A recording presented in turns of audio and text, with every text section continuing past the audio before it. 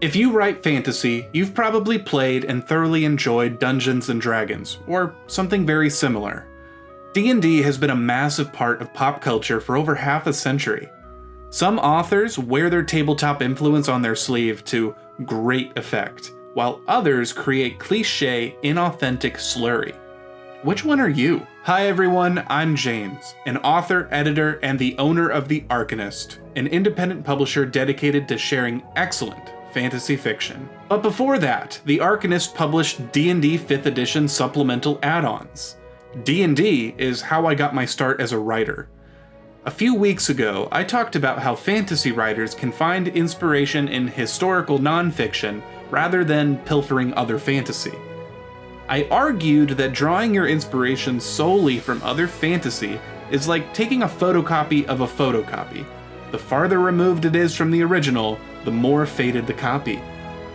Nowhere is this problem more prevalent than in fiction that draws too heavily from Dungeons and Dragons.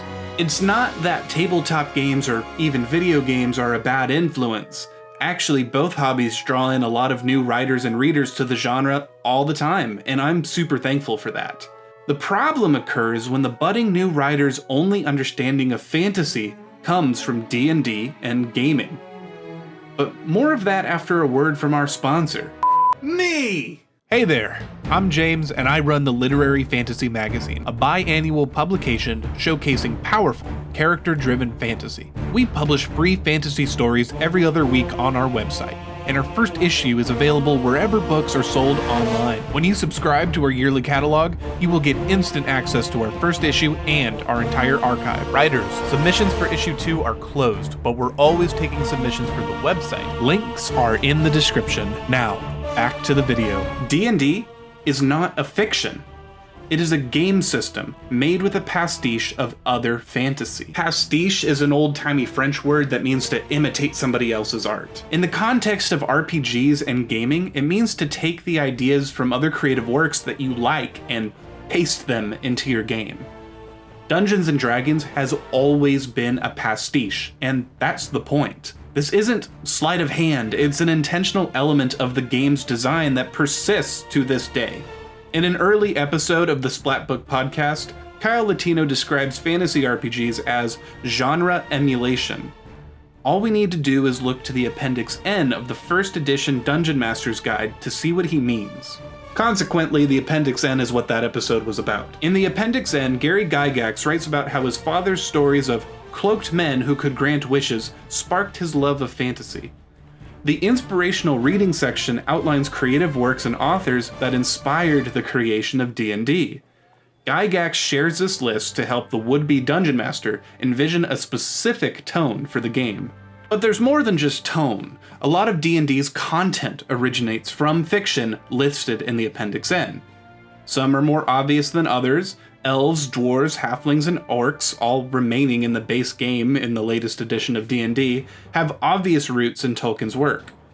The hard magic system through which the game's magic users can experience a predictable, gameable, and structured magic originates from Jack Vance's The Dying Earth. Spell slots are a reimagining of Jack Vance's idea that spells will flee your mind when you use them. The Barbarian, Thief, and Bard classes all have clear roots in 20th century sword and sorcery, such as Robert E. Howard's Conan stories, Fritz Lieberd's Fafhrd and the Grey Mouser series, or Michael Moorcock's Elric books. D&D is not attempting to create something new, nor is it an attempt to contribute to the fantasy genre of fiction. Instead, its purpose is to evoke the feeling, the tone, the aesthetic, especially, of pre-established fantasy that we already love. Free League's The One Ring RPG is designed from the ground up to conjure that feeling of reading the Ring trilogy and The Hobbit for the first time. And in the few sessions I've ran of that game, it does this very well. The One Ring does not, however, add to the fantasy fiction genre in any meaningful way. Imagine for a moment that you're writing a college psychology paper, but the only research you've performed is watching the 2001 film Good Will Hunting. Sure, the film is fun and thought-provoking and very good, and it might even provide a surface-level understanding of how mental health counseling works, But it isn't a substitute for learning the necessary material to write a good paper. How do you like them apples? To put it another way, D&D, other tabletop games, video games are not the thing. They are a thing, attempting to evoke the feeling of the thing. The thing being fantasy books and stories in the perspective of readers and writers. Something else to keep in mind about RPGs is that they're a completely different medium from written fiction. Emerging storytelling at a game table is an act of performance, not creation. The actor on stage is not creating the play. It was already created by a writer. Dungeons & Dragons is not creating new fantasy. It is by design, riffing off of other existing fantasy for the enjoyment of the players. The exception to the rule are live plays, such as Critical Role, which is more akin to an audio drama or a podcast than it is to a book. As an editor, I know right away when a story is just riffing off of the author's D&D campaign. It happens a lot, and there's a lot of red flags in those stories that you should avoid, which I'll go over in just a bit. Since this is YouTube, I do feel the need to specify that the problems I'll be pointing out are not problems if your goal is to create something that purposely feels like D&D. Things like R.A. Salvatore's Drizzt novels, those were literally made to advertise the D&D game. Delicious and Dungeon, lit RPGs, Dungeon Crawler Carl, those are not things that I'm talking about. These problems become problems when your goal is to create literature that seeks to do more than entertain or just evoke the feeling of another medium. When Dungeons & Dragons is your primary or only source of inspiration, you are photocopying a photocopy that is several copies removed from the original. Your fiction will feel stilted, inauthentic, and cliché. Being a writer requires you to live the writing life. One of the main characteristics of a fruitful writing life is to live a balanced life and to reflect deeply on your experiences and emotions, and those of others. Your life, background, and identity, and myriad other factors will all inform your writing. Gaming is just one but many wellsprings to draw upon for your inspiration. The following issues are likely to occur when you only draw upon gaming. 1. The narrative pulls too closely to the character's minute body movements. Every piece of gear and equipment they're carrying, and the bags and holsters they carry it with. Oh my god, this is a symptom of describing your actions during a RPG session. I draw my sword, scraping it against my scabbard. I pull out my gum arabic from my components pouch to cast invisibility. It's great at the table, but it slows fiction down to a crawl. 2. The characters become archetypes rather than people. Character classes, such as the fighter, the wizard, the warlock, the cleric, etc., are a necessity in many types of games. They provide a generalized progression track and a gameplay style that can be adapted to many types of players. Characters in fiction who are classified in such a way often become one-note, static, and cliché. They are cliché because character classes are literally designed to be so. 3, and this is a long one and maybe a can of worms. Similar to character classes, fantasy races can overwhelm your world building and distract the reader from the important traits of your characters. There are a lot of issues with the way that race and species are talked about in games. Legal Kimchi made a great video about bioessentialism in gaming that covers this topic a lot better than I ever could. There are a host of narrative and technical issues that come with excessive fantasy races in your fiction. A common technique in third-person narratives is to switch between a character's name and a general descriptor to avoid repetition. You might refer to John as the man or the lumberjack. However, the presence of countless fantasy races requires the writer to specify that John is an elven lumberjack. John is now very complicated to write, because if he's an elf, should he be referred to as a man or a mer? Or is mer already taken by the Elder Scrolls? Am I infringing on copyright? This problem deepens when we return to humans in the non-human narrative. In every other type of fiction, we never need to specify that a character is human. The fact that the author is human and that the character is intelligent and sentient and hasn't been defined as something that isn't human is usually sufficient evidence of humanity, but not in D&D-ified fiction. Now, suddenly John is the human lumberjack. And I'm sorry, but human has to be the most unhelpful descriptor used in all of fantasy. It literally tells us nothing about the character. It's the writer's equivalent of telling a cop that the robber is wearing a shirt and has 2 legs. There's another great video by JBat called The D&D-ification of Fantasy, and I highly recommend checking that one out too. A smaller but important issue is also a legal one.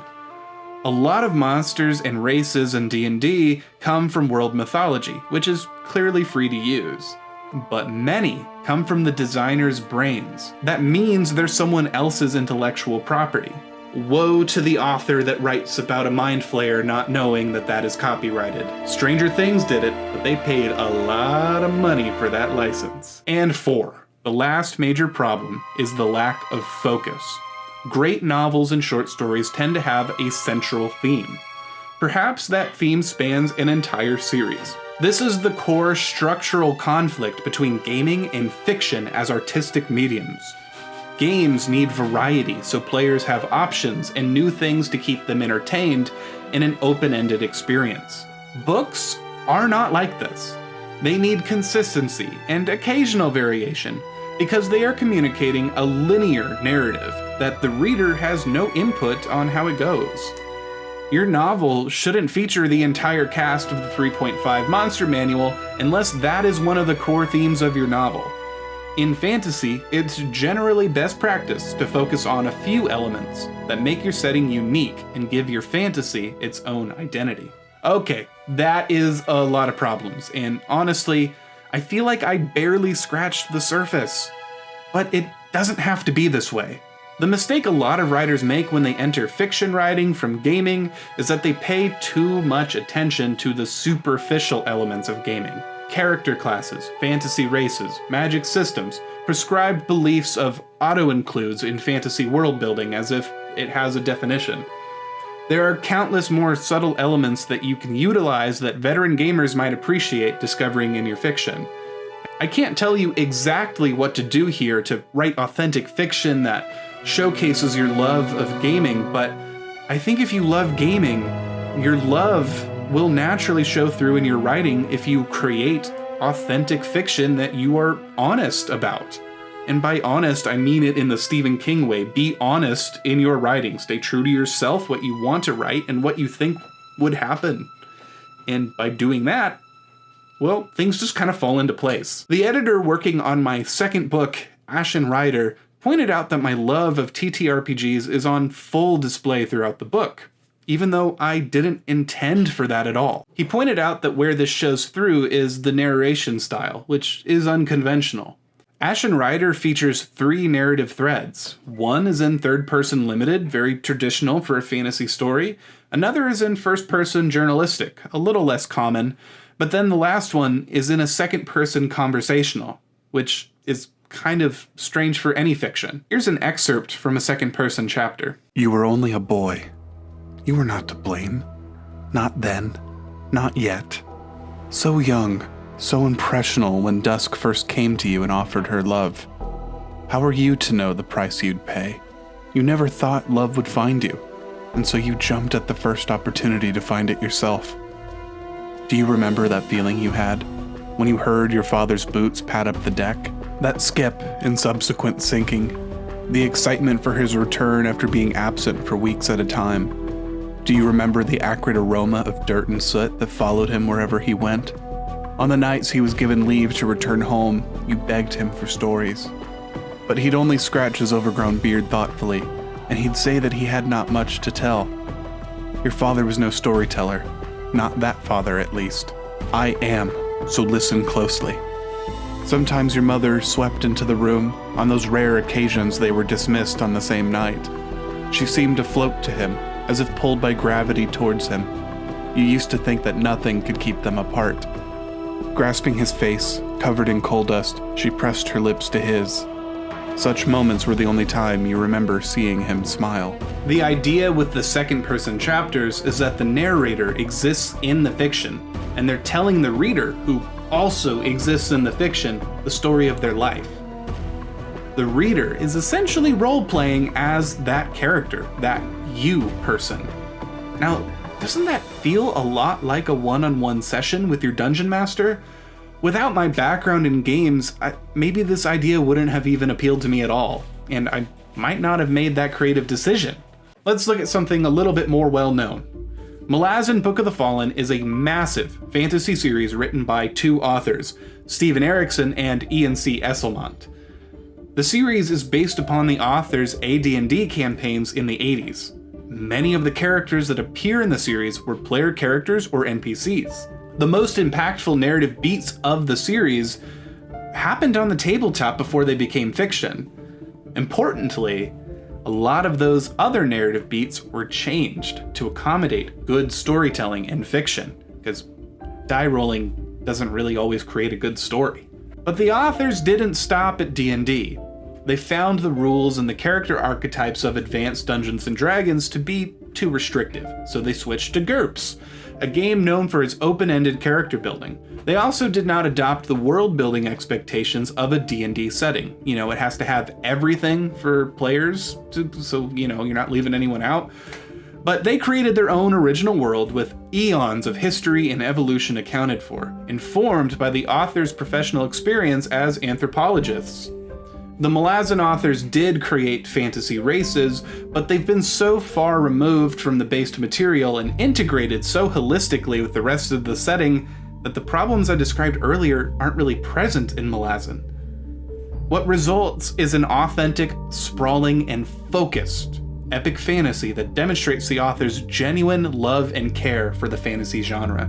There are countless ways to take authentic inspiration from TTRPGs and gaming in general.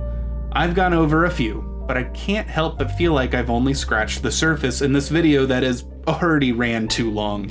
What are some ways that your tabletop experiences have positively impacted your writing? Or are you still struggling to weed out the ever-present D&D cliches from your setting? Let me know down in the comments below. Consider dropping this video a like if you found it informative or entertaining, and go ahead and dislike it if you disliked it. It all helps me. I post new writing videos every 2 weeks, give or take, and other stuff in between as I have time. So subscribe to the channel so you don't miss the next one. Be sure to check out The Arcanist. We publish free stories to the website every 2 weeks, and the summer 2025 issue of the Literary Fantasy magazine releases on July 31st. Subscribers get instant digital access to everything we've ever published, and new issues mailed to their door, just like the old days.